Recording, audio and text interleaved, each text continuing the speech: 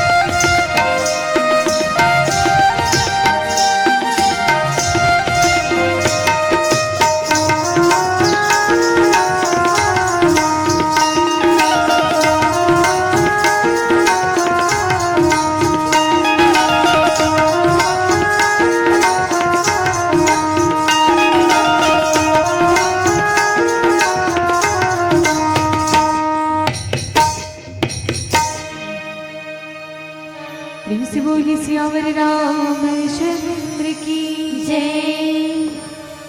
नीरे गारी सा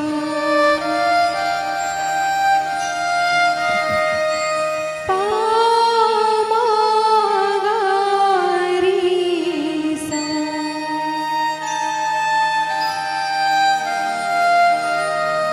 पानी रे सा नीरे गा गा रे गा मा मा गा मा पा पा गा रे सा सियावर रामचंद्र की जय। सिया राम जय राम जय जय राम सिया राम जय जय सिया राम सिया राम जय राम जय जय राम सिया राम जय जय सिया राम सिया राम जय राम जय जय राम सिया राम जय जय सिया राम सिया राम जय राम जय जय राम सिया राम जय जय सिया राम सिया राम जय राम जय जय राम सिया राम जय जय सिया राम सिया राम जय राम जय जय राम सिया राम जय जय सिया राम सिया राम जय राम जय जय राम सिया राम जय जय सिया राम सिया राम जय राम जय जय राम सिया राम जय जय सिया राम सिया राम जय राम जय जय राम सिया राम जय जय सिया राम मेरा मेरा हे राम हे राम मेरा मेरा हे राम हे राम तू अंतर्यामी सबका स्वामी तू अंतर्यामी सबका स्वामी तू अंतर्यामी सबका स्वामी तू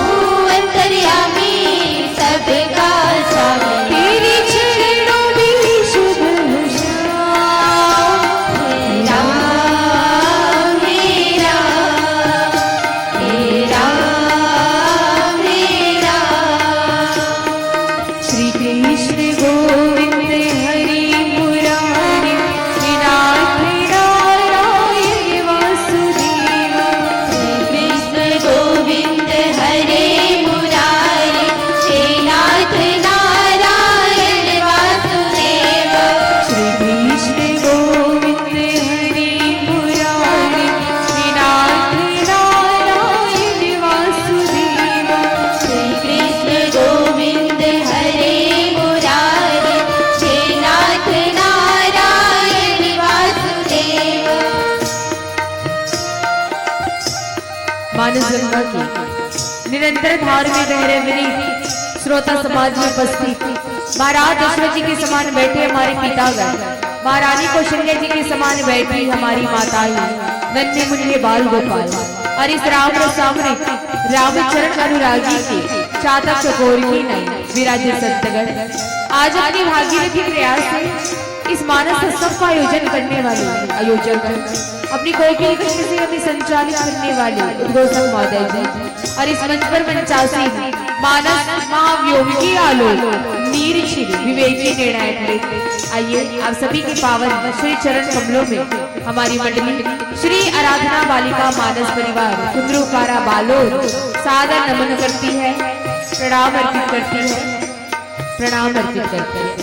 आइए संसवार हम सभी आज ऐसे तीर्थराज प्रयागराज रूपी सत्संग की दरिया में बैठे हैं, जहाँ ज्ञान की सरस्वती, कर्म की यमुना और भक्ति की गंगा प्रवाहित होती है।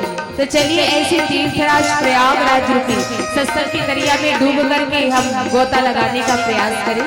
और आइए, हमारी कथा प्रसाद के रूप में मिला है श्री रामचरितमानस का चतुर्थ सोपान किस्किंधा कांड, दोहा क्रमांक 29, जहाँ पर गोस्वामी श्री तुलसीदास जी महाराज ने क्या बलि बांधत प्रभु बाढ़ी सो तनु बरनी न जाई उभय गरिमा दिव्य साध प्रदक्षिणी भाई। आइए, बड़ा ही सुंदर पावन कथा प्रसंग है।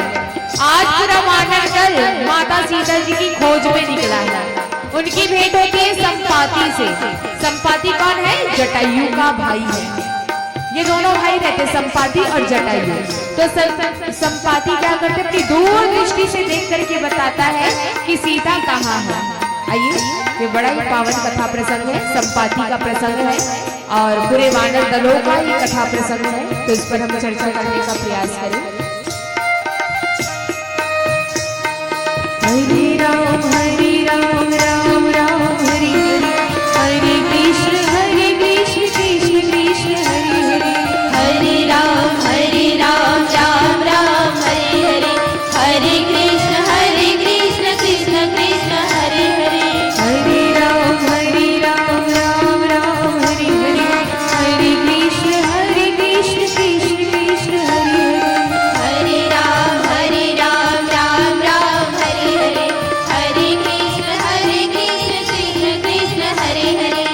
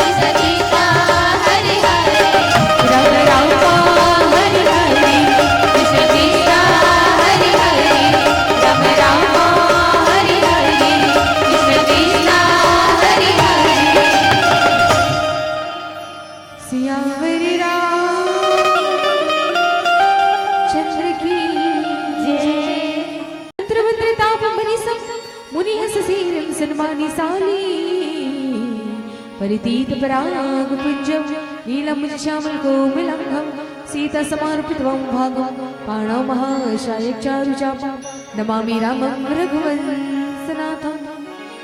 अतुलित बलधामं भीम शैलावदेव धनुजन किशानं ज्ञानी नामाग्रगण्यं सकल गुणी धनं मान रणामधीशं रघुपति प्रियभक्तं वातिजातं नमामि रघुपति प्रियभक्तं वातिजातं नमामि लखन सिया रामचंद्र शंकर हरि ओम।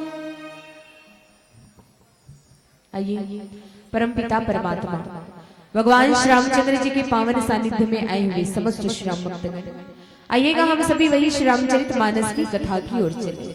जी हाँ समाज, आप सभी यहाँ पर बैठे भगवान की कथा सुनने, भगवान राम की कथा सुनने। यदि मैं कहूँ कि हम यदि जीवन भर भी श्री रामचरित मानस की कथा क्यों न सुन ले, श्रीमद् भागवत गीता की कथा क्यों न सुन ले, 4 वेद 6 शास्त्र 18 पुराण 9 व्याकरण 27 उपनिषदों की भी कथा यदि हम जीवन भर भी क्यों न सुन ले, चिंतन मनन पाठन क्यों न कर ले, बड़े बड़े संतों के सानिध्य में रह करके आप भगवान की कथा क्यों न सुन लो, क्यों न सुन लो, उसके बाद भी आप और हम यह नहीं कह सकते कि हमने गीता आदि ग्रंथों को पूरी तरह से जान लिया है। क्यों? क्योंकि अगाध महासागर है भैया भगवान की कथा। चरित सिंधु गिरिजा रमन भेद न पावई पार, अबरन तुलसीदास की अतिमति मंद गवार। इसलिए स्वाध्याय प्रवचनाभ्याम न प्रमिदित। गोस्वामी श्री तुलसीदास जी महाराज ने श्री रामचरित मानस की रचना क्यों की? आप लोग हर साल करवा रहे हो भगवान की कथा, हर साल होती है भगवान की कथा। यदि मैं आपसे प्रश्न करूं कि बताओ भैया ये श्री रामचरित मानस होता क्या है, क्या उत्तर देंगे? क्या उत्तर देंगे बताइए। मैं यदि आपसे कहूं कि भैया बताओ श्री रामचरित मानस होता क्या है, जिसकी कथा आप करवाते हो, जिसकी कथा आप सुनते हो, क्या होता है? कीजिए प्रश्न अपने आप से, अपने अंतःकरण से प्रश्न कीजिए कि वाकई में यदि कोई हमसे पूछ ले कि ये श्री रामचरित मानस होता क्या है, तो हम उत्तर में देंगे क्या, बताएंगे क्या? तो उत्तर तैयार होना चाहिए। श्री रामचरित मानस का उत्तर सबसे पहले तैयार होना चाहिए, प्रश्न से पहले उत्तर होना चाहिए, क्योंकि उत्तर कांड में पूरा उत्तर को लिख दिया, प्रश्न वहां पर गुप्त है, तो वहां पर प्रश्न बनाना पड़ता है।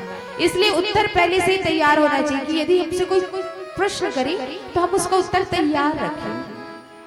श्री रामचरितमानस संत समाज, सबसे पहले तो आप श्री रामचरितमानस को छोड़ो, आप पहले जिस राम की कथा सुनने आए हैं, जिस भगवान की कथा सुनने आए हैं, पहले आप उस भगवान को जानो कि ये भगवान है कौन, ये राम कौन है, जिस राम की कथा हम यहाँ पर सुनने बैठे हैं।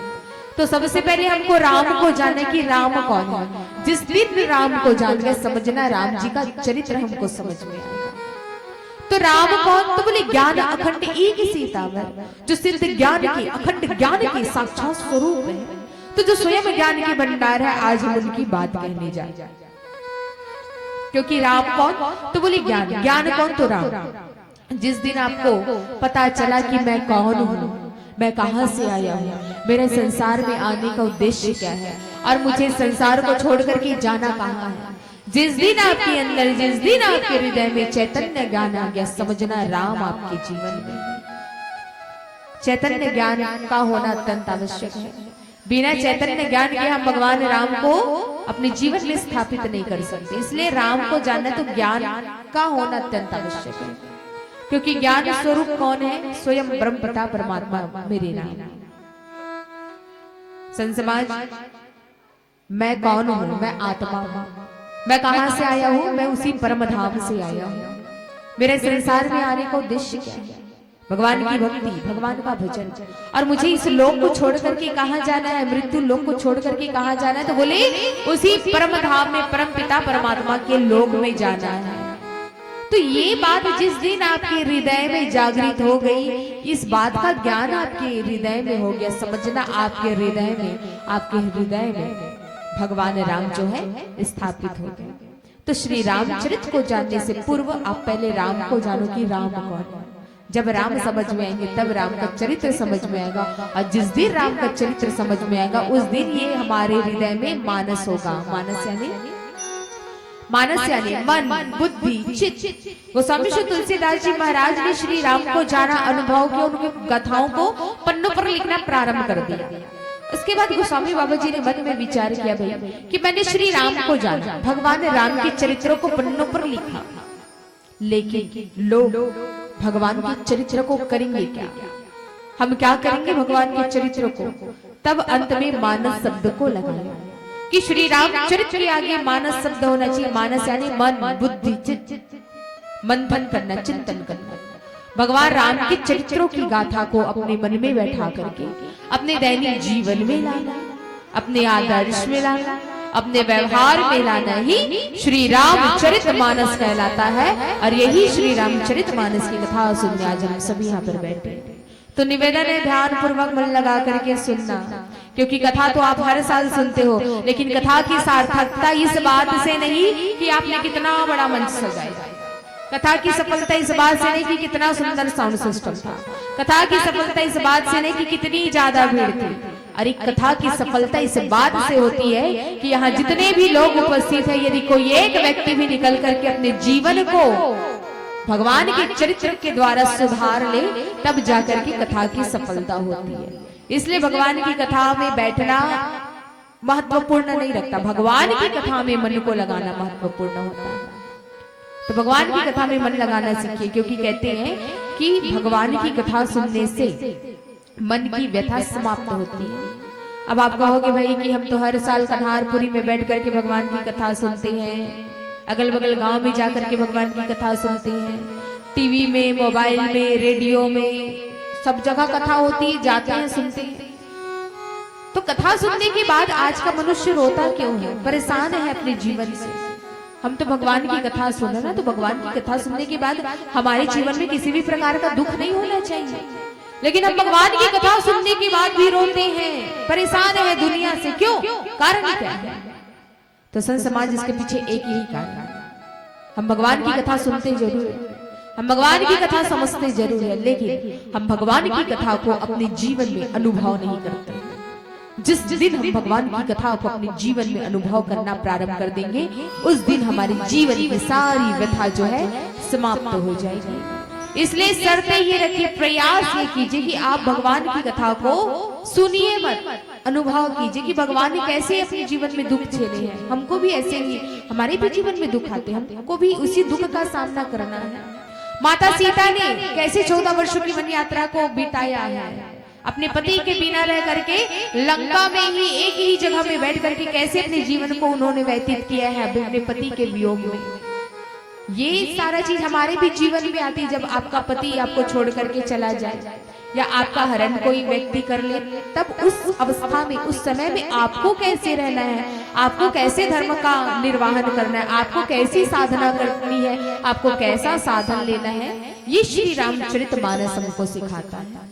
क्योंकि जीवन तो हम सभी जी रहे हैं, लेकिन यदि जीवन में जीने का ढंग ही ना हो, तरीका ना हो, तो ऐसा जीवन किस काम का? तो भगवान की कथाओं को अनुभव करना सीखिए। और आइए, यही वो पावन कथा प्रसंग है, श्री रामचरितमानस का प्रथम सोपान, श्री रामचरितमानस का चतुर्थ सोपान, किष्किंधा कांड, दोहा क्रमांक 29, जहाँ पर गोस्वामी श्री तुलसीदास जी महाराज लिखते हैं क्या? बलि बाधति प्रभु बाढ़े सोतनु भरनी न जाए, उभय घरी महदिन सात प्रदक्षिण धाई, उभय घरी महदिन सात प्रदक्षिण जाए। आइए संत समाज, आप सभी को पता है कि अयोध्या के सम्राट महाराज दशरथ और महारानी कौशल्या जी के पुत्र बनकर के भगवान जो है इस धरा धाम पर अवतार लेकर के आते हैं।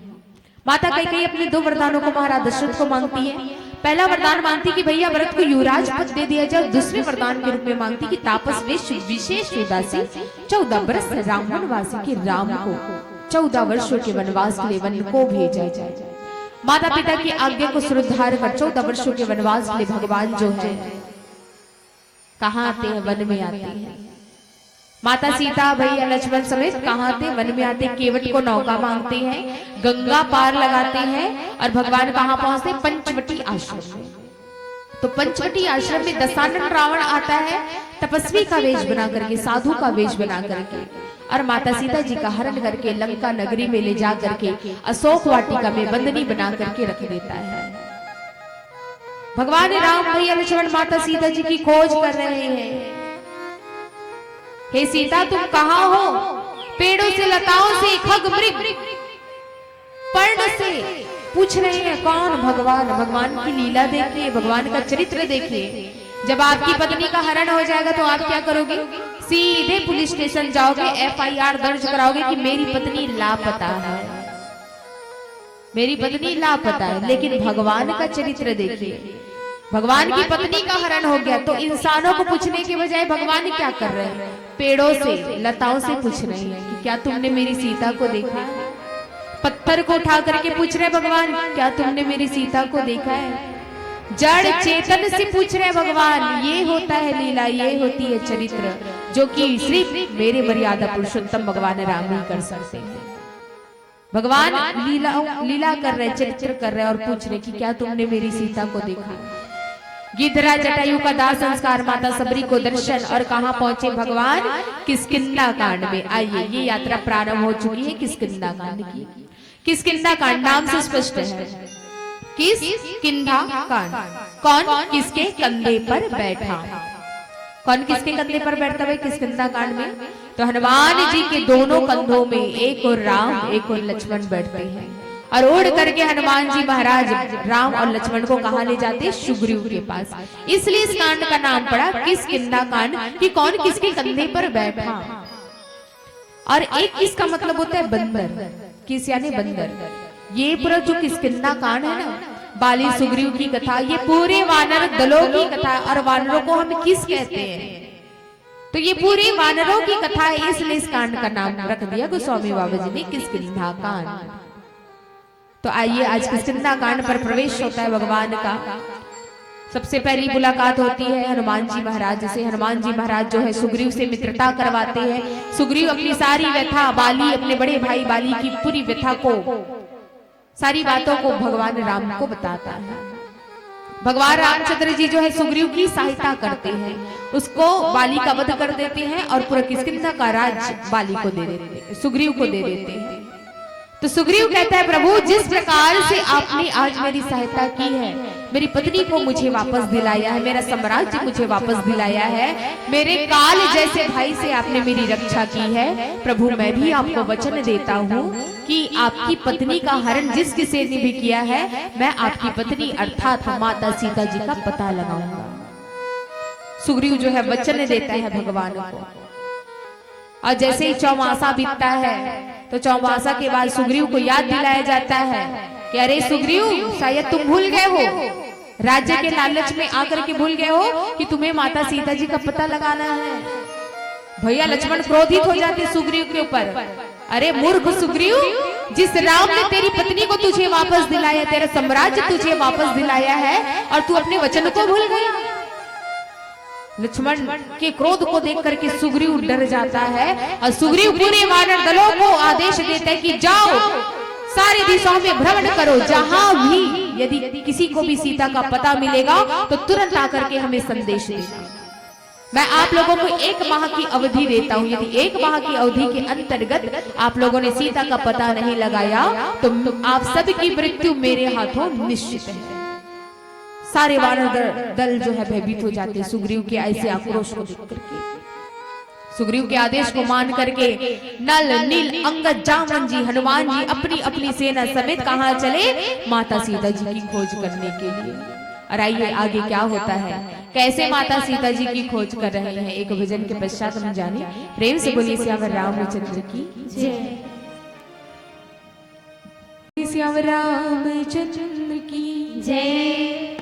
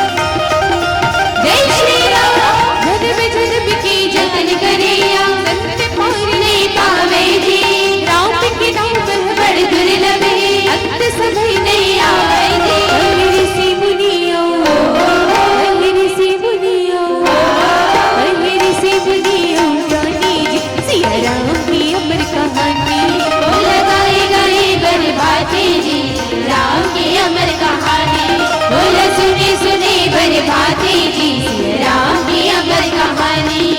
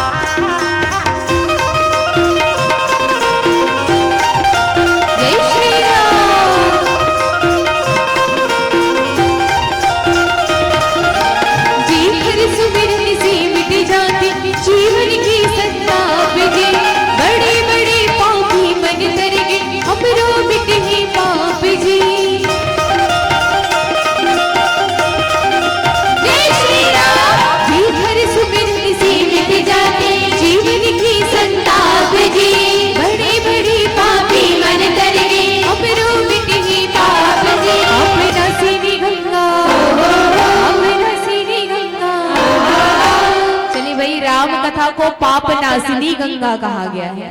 तो जिसको जिसको अपनी पाप इस गंगा में बहाना है, सभी दोनों हाथ उठाएंगे और जयकारा लगा के इस भजन को हमारे साथ में गाएंगे। चलिए दोनों हाथ, माताओं से निवेदन है, दोनों हाथ और जय जय श्री राम, जय जय श्री राम, जय श्री राम, जय श्री राम। और मीठी मीठी तालियों से क्या कहना है? पाप नासिनी गंगा, पाप नासिनी गंगा, पाप नासिनी गंगा की पानी जी सिया राम की अमर कहानी। बोल गाए गाए बज बाजे जी सिया राम की अमर कहानी। बोल सुनी सुनी बज बाजे जी सिया राम की अमर कहानी। राम की अमर कहानी गवैया, राम की अमर कहानी, राम की अमर कहानी गवैया, राम की अमर कहानी। बोल गाए गाए बल, बोल सुनी सुनी बल, बोल गाए गाए बल भाती जी सिया राम की अमर कहानी।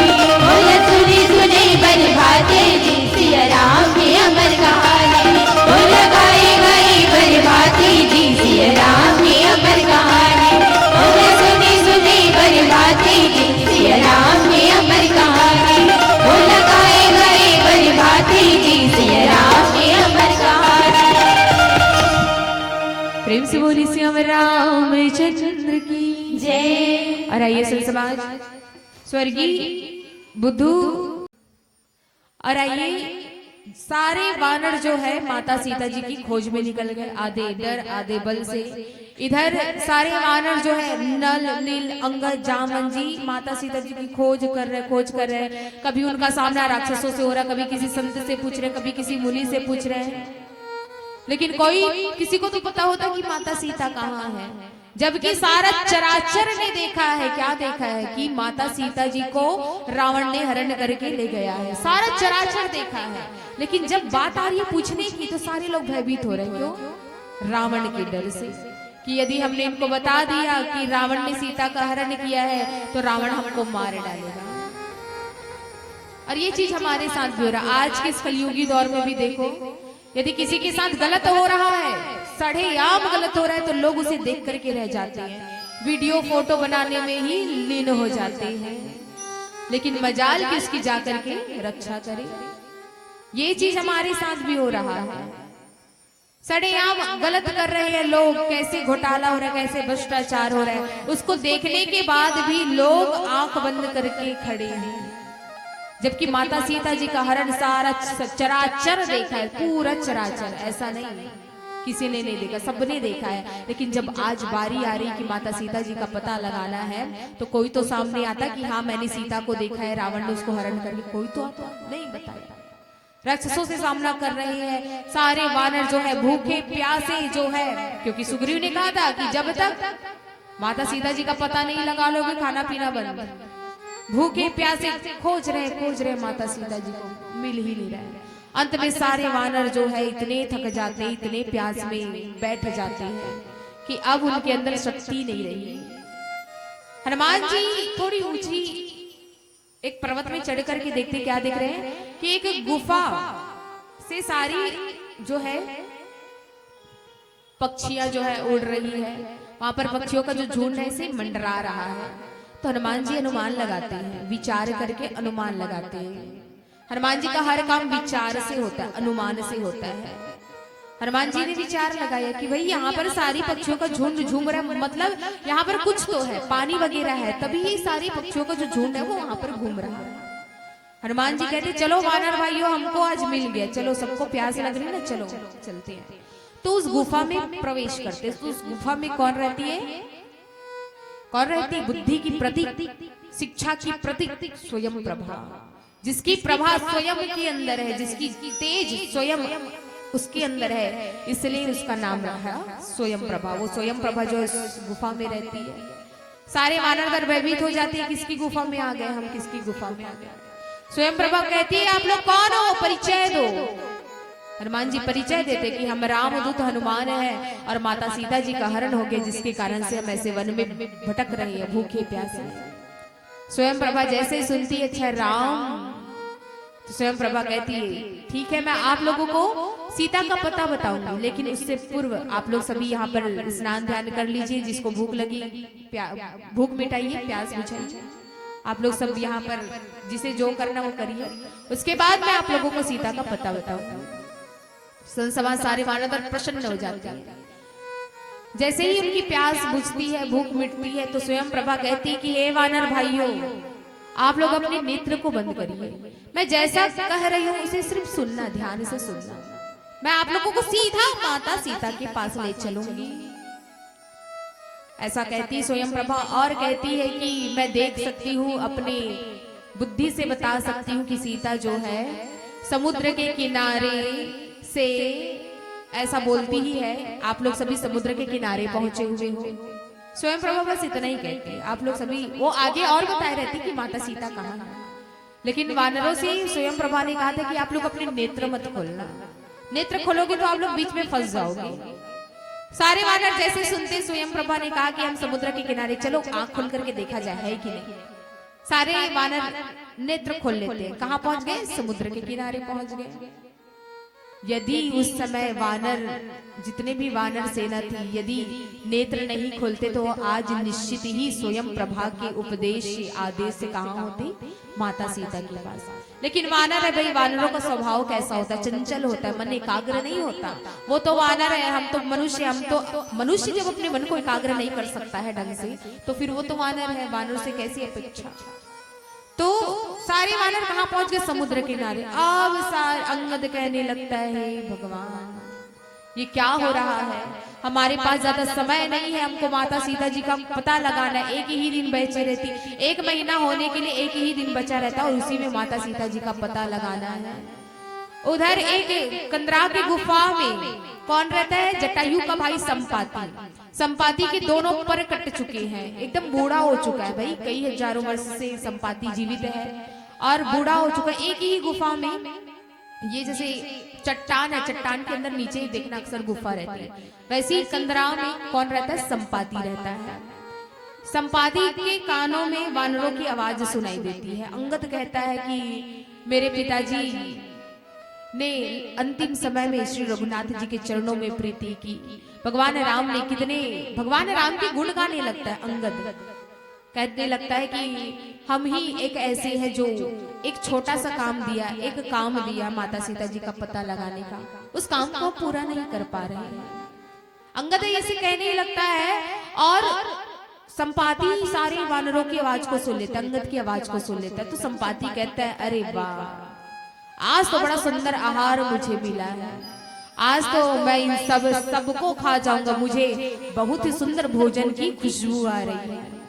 आज विधाता ने मुझे दिया तो एक साथ दे दिया खाने को, हो कहते ना भगवान देता है तो छप्पड़ फाड़ के देता है, एक साथ बहुत सारा दे देता है, इतना दे देता है कि हम रख ही नहीं पाते। तो संपाति भी वही कहता है कि आज तो मुझे विधाता ने बहुत सारा भोजन दे दिया, बहुत सारा खाने को दे दिया है, आज तो मैं इन वानरों को अपना भोजन बना करके खाऊंगा। संपाति कहने लगता है कि आज मेरा हाल तुम लोग आ गए हो, आज मैं तुम सबको खा जाऊंगा। अंगद जो है मन में विचार करके कहने लगता है कि गिद्धरा जटायु कितने धन्य थे जिन्होंने भगवान के चरण कमलों में भक्ति पाई, अखंड अविरल भक्ति का वरदान उसे भगवान ने दिया। मतलब जटायु के गुण गाने लगता है अंगद। क्या जटायु कौन है भाई? जिसकी जटा से भगवान ने, जटायु जब माता सीता से युद्ध कर, रावण से युद्ध करता है माता सीता की रक्षा के लिए, तो रावण जब जटायु के दोनों परों को काटता है तो जटायु जो है खून से लथपथ हो जाता है। जब भगवान राम जटायु को देखते हैं तो जटायु के पास दौड़ करके आते हैं, जटायु को अपने जांग में बैठा लेते हैं। भगवान राम देखते हैं कि जटायु कितना लथपथ हो गया है, रक्त से कितना लथपथ हो गया है, तो भगवान राम अपनी जटा से जटायु के पूरे रक्त को साफ करते हैं। और यही अर्थ है जटायु का कि भगवान राम ने अपनी जटा से जटायु के रक्त को साफ करके उसे आयु प्रदान की, उसे हरि धाम प्रदान की, उसे भक्ति प्रदान की। क्योंकि गति भक्ति और सदगति, जटायु को न तो गति मिली न तो सदगति मिली, उसे भगवान के द्वारा सीधे भक्ति मिली। और कौन सी भक्ति? अविरल भक्ति मिली। अविरल यानी निरंतर, जिसे आप खंडित, एक बार खंड विखंड हो सकता है, एक बार कोई वस्तु टूट सकता है, कोई वस्तु टूट सकता है, लेकिन नदी का जो पानी होता है वो निरंतर होता है। एक बार नदी का पानी विभक्त हो सकता है लेकिन अपनी जगह पर रुकता नहीं है, अविरल होता है, निरंतर बहता रहता है। ऐसी ही अविरल भक्ति भगवान ने जटायु को प्रदान की। और उसका नाम का भी अर्थ यही निकला कि भगवान राम ने अपनी जटा से जटायु के रक्त को साफ किया और उसे आयु प्रदान की, उसे भक्ति प्रदान की, भक्ति वाली गति प्रदान की, इसलिए उसका नाम भी जटायु, वो नाम सार्थक हो गया। ये सारी बातों का वर्णन कौन कर रहा है? अंगद। अंगद कहता है कि वो गिद्धरा जटायु जो अधम पक्षी होने के कारण भी, मांस मछलियों का भक्षण करने के बाद भी उस गिद्धरा जटायु को भगवान का परम धाम मिल गया, भगवान की भक्ति मिल गई। कितना धन्य है वो जटायु, कितना धन्य है। लेकिन आज वो संसार में नहीं है, वो संसार में नहीं होने के बाद भी वो आज भी अपने भक्ति के नाम से, अविरल भक्ति के नाम से वो प्रसिद्ध है। जैसे ही संपाति अपने भाई जटायु के बारे में सुनता है, संपाति कहने लगता है, संपाति जो अपने पैरों से चल करके उनके पास में आता है, कहने लगता है कि क्या मेरा भाई जटायु, अरे जटायु कहाँ है, उसके बारे में मुझे बताओ। तो अंगद जो है सारी बातों को संपाति को बताता है। तो संपाति कहता है कि जो जटायु है ये मेरा भाई है। एक बार क्या होता है समाज, संपाति और जटायु दोनों ना उड़ान की कंपटीशन करते, प्रतियोगिता करते कि कौन सूर्य को स्पर्श करता है या कौन सूर्य तक जाता है। संपाति और जटायु के बीच में प्रतियोगिता होती कि कौन सबसे तेज उड़ करके सूर्य को पकड़ता है या पास में जाता है। दोनों के बीच प्रतियोगिता चालू हो जाती, दोनों उड़ान भरते हैं, इतनी तेजी से उड़ान भरते, इतनी तेजी से उड़ान भरते हैं कि वो धीरे धीरे आकाश मार्ग में चले जाते हैं। धीरे धीरे धीरे जैसे जैसे सूर्य के करीब पहुंचने लगते हैं तो जटायु को ज्वलन, ताप महसूस होता है। भाई अभी तो सूर्य इतना दूर है, अभी भी हमको इतनी गर्मी लग रही है, हम इतने दूर हैं, हमारा शरीर अभी भी 5 मिनट भी यदि आप धूप में खड़े रहोगे आपका शरीर जलने लगेगा। और सोचिए सूर्य के निकट जाने से, सूर्य के पास जाने से तो हम तो राख हो जाएंगे, राख। जब धरती पर इतनी गर्मी लग रही है तो सूर्य के निकट जाने में कितनी गर्मी लगेगी। और ये दोनों भाई, दोनों पक्षी क्या कर रहे हैं, रेस लगा रहे हैं, प्रतियोगिता कर रहे हैं कि कौन सूर्य के पास जाएगा, कौन सूर्य के निकट जा सकता है, कौन सूर्य के पास जा सकता है। संपाति उस समय अपनी जवानी के कारण बहुत अहंकार रहता है, उसे बहुत अभिमान रहता है। अभी भी देखना युवा पीढ़ी को, जो लोग बहुत सुंदर रहते हैं, जिनके पास बहुत धन दौलत रहता है, वो लोग बहुत अभिमान करते हैं कि हम सुंदर हैं, हमारे पास इतना धन है, हमारे पास ये है, हमारे पास वो है, हमारे पास ये, अभिमान करते हैं। लेकिन वो अभिमान कब तक रहेगा? जिस दिन अभिमान टूटता है उस दिन भगवान के चरण कमलों में समर्पित करना पड़ता है, भगवान के चरण कमलों में जाना पड़ता है। संपाति जो है अपने अभिमान के कारण उड़ रहा है। जटायु कहता है रुक भाई, ठीक नहीं है आगे जाना, यदि हम सूर्य के पास गए तो हम बचेंगे नहीं, मैं तो हार मानता हूँ, मुझे बहुत गर्मी लग रही, मुझे बहुत तपन हो रही है, यदि मैं और सूर्य के पास गया तो इसलिए मैं हार मानता हूँ भाई, चलो तुम भी मेरी बात मानते हो तो तुम भी चलो, ये प्रतियोगिता यहीं पर हम बंद करते हैं। संपाति कहता है कि अरे मूर्ख, जटायु होने के कारण भी, पक्षी होने के कारण भी, पक्षी जाति में पैदा होने के कारण भी तू ऐसी मूर्ख जैसी बातें करता है। अरे हमारा काम ही है उड़ना, चलो उड़ो। गिद्धराज जटायु पीछे हट जाता, नहीं नहीं भाई, तुम्हें जाना है तो जाओ, मैं नहीं जा सकता, वापस आ जाता गिद्धराज जटायु। संपाति अपने अभिमान के कारण इतना तेजी उड़ता है कि सूर्य के तपन से, सूर्य की ज्वाला से उसके दोनों पर जल जाते हैं। और जैसे ही दोनों पर जलते हैं, संपाति जो है करराहते हुए अपने दर्द से कहां गिरता है, नीचे धरती पर गिरने लगता है। तो किसके पास जाकर के गिरता है? चंद्रमा मुनि के पास में। चंद्रमा मुनि देखते हैं अरे ये तो पक्षी, इसके दोनों पर जल गए हैं, पंख जल गए हैं। और याद रखना, जब पंख उसके भी कटे थे, किसके? गिद्धराज जटायु के। ये दोनों पंख क्या है संत समाज? एक ज्ञान का पंख है और एक भक्ति का पंख है। याद रखना, जिस दिन आप पक्ष से निष्पक्ष हो जाओगे ना, भगवान उस दिन आपके पास में आएंगे। गिद्धराज जटायु के पास जब तक ज्ञान थी, भक्ति थी, तब तक भगवान उसके पास नहीं आए, उसको दर्शन देने नहीं आए। लेकिन वही गिद्धराज जटायु जिस दिन निष्पक्ष हो गया, पंख क्या है? पक्ष। पंख क्या है? पक्ष, किसी की तरफ लेना, किसी की साइड लेना। तो गिद्धराज जटायु ने आज तक भक्ति नहीं की थी, भगवान की पूजा पाठ नहीं की थी, भगवान का कुछ भी नहीं किया था।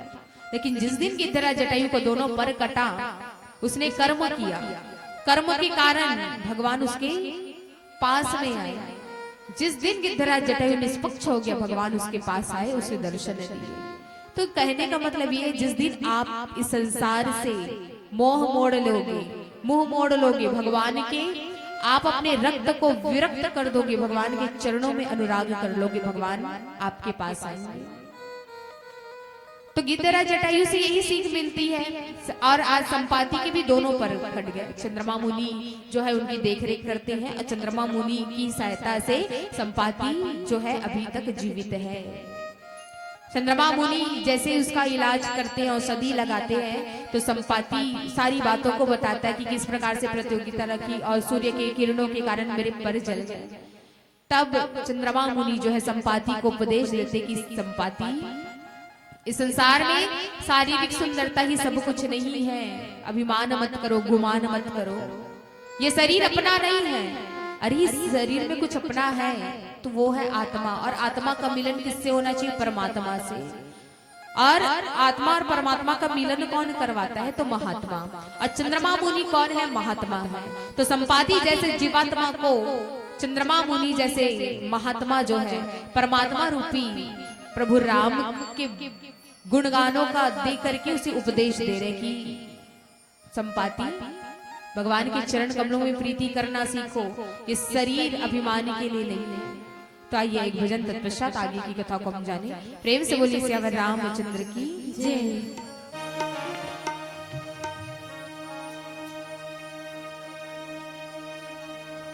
प्रेम से बोलिए उमापति महादेव की जय।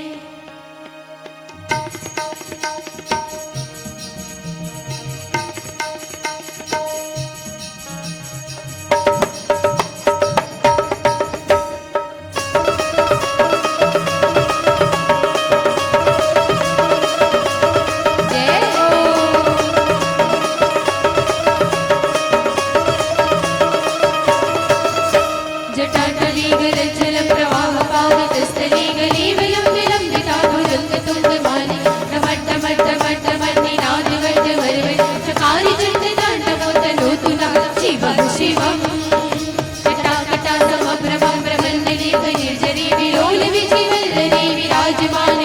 धगच गज गज ललाट पट पावे किशोरी चंद्रशेखरे रवि प्रतीक्षणं वामा हरि हरि शिव शंकर नीलकंठ गंगाधर आए शरणं तिहारी ज्ञाने ऐसा विशाल बैठे हो मृगनयन छाए माथे शत विराजे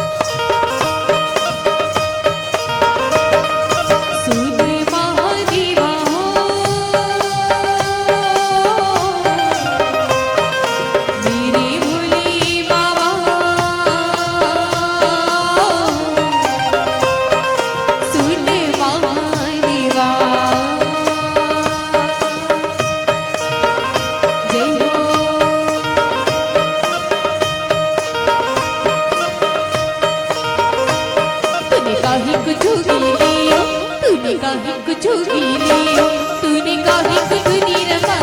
भोली बाबा मेरी भोली से भोली बाबा मेरी भोली से भोली बाबा मेरे भोले से भोले बाबा भोले बाबा मेरे भोले से भोले बाबा मेरे भोले से भोले बाबा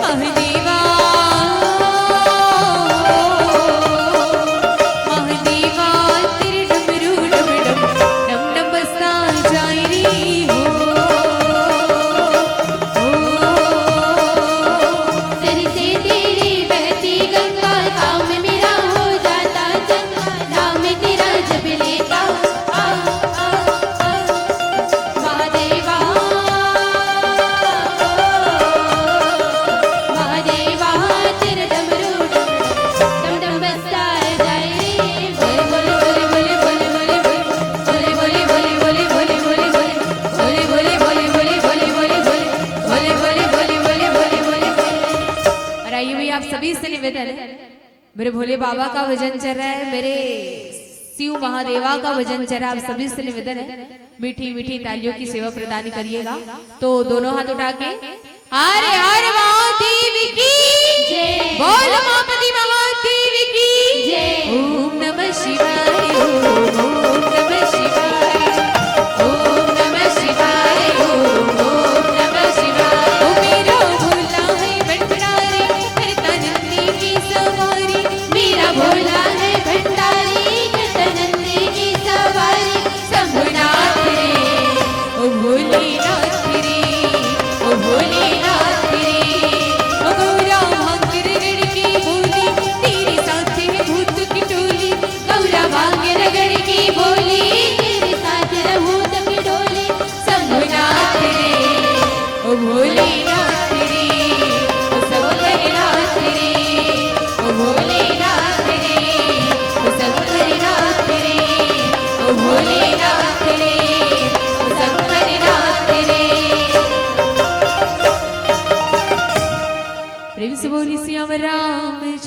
की जय। और आइए चंद्रमा मुनि संपाति से कहते हैं कि संपाति क्योंकि गिद्ध की दृष्टि अपार होती है, वो कितना भी ऊपर क्यों ना रहे, लेकिन जब नजर उसके धरती पर आती है जहां पर उसका भोजन बनता है उसे नजर आ जाता है कि हाँ मुझे यहाँ भोजन मिलने वाला है।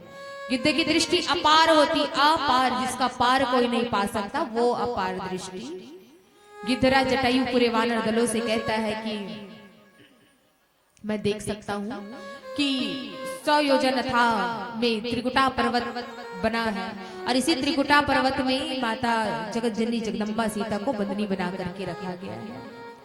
मानस प्रेमी सज्जनों, जब ये बात सारे वानर दल सुनते, अरे इतनी दूर की कैसे देख सकता, तो गिद्धरा संपाति कहता है कि ये गिद्ध की दृष्टि अपार होती है, इसे सिर्फ मैं ही देख सकता हूँ, आप लोग नहीं देख सकते।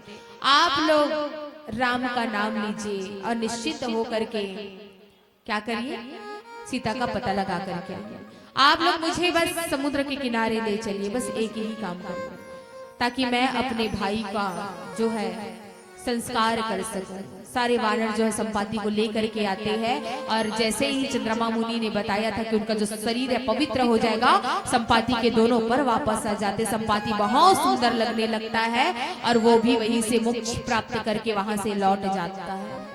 अब यहाँ पर विचार विमर्श यह चल रहा है कि इस 100 योजन था समुद्र को पार कैसे करेंगे। भाई पता तो चल गया कि माता सीता कहाँ है, लंका में है, लेकिन इस 100 योजन था समुद्र को पार करना भी तो है, लेकिन कैसे 100 योजन था समुद्र को पार करे। तो सारे लोग कहते तो है कि इस बात को पहले संपाति बताता है, बलि बांधत प्रभु बाड़ू सो तनु बरनी न जाई उभय गरी महदिनी साध प्रदक्षिणी दाई। संपाति पहले कहता है कि मैं अब बूढ़ा हो चुका हूँ, मेरे अंदर पहले जैसी ताकत नहीं है।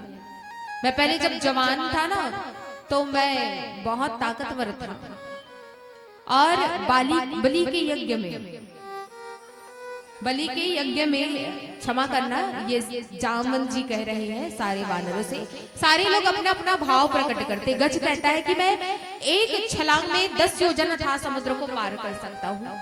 गवाक्ष कहता है कि मैं एक छलांग में 20 योजन था समुद्र को पार कर सकता हूँ। सरव नामक वानर कहता है कि मैं एक छलांग में 30 योजन था समुद्र को पार कर सकता हूँ। सुसेन कहते हैं कि मैं एक छलांग में 40 योजन था समुद्र को पार कर सकता हूँ। गदमादन नामक वानर रहता है, वो कहता है कि मैं एक छलांग में 50 योजन था समुद्र को पार कर सकता हूँ। सारे वानर अपना अपना राय देने लगते कि मैं एक छलांग में इतना योजन पार कर सकता हूँ। लेकिन यहाँ पर बात आ रही है क्या, 100 योजन।